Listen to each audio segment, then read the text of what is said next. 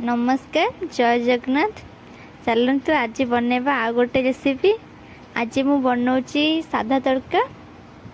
एठी मु तड़का को 5 घंटा पानी रे बतुरे नहीं एबे मु ताकू प्रेशर कुकर रे देकी तादे पानी देकी बसई देली गैस रे।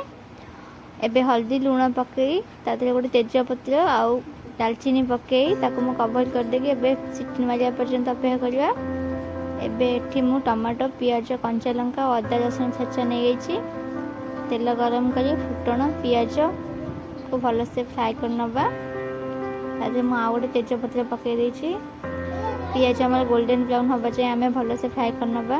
एबे हमें सेथिरे टमाटो को भी 2 मिनट पे फ्राए कर दबा।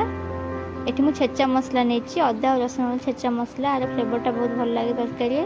ताकू एबे देके हम 5 मिनट पे मीडियम फ्लेम रे फ्राए कर दबा। ध्यान देवे जमती मसला तले न लगे। से पानी दबा एवं कंचा लंका 2टा पकई ताकू भल से गुड़ाई नबा। एठी मु लंका गुंड हल्दी गुंड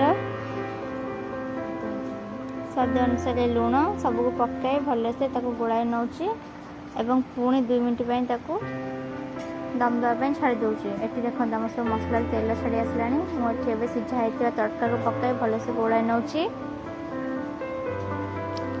देखो तड़का को भल से गोड़ा नहीं आखु आ 10 मिनट पे मु फुटिया भल से छाड़देवी।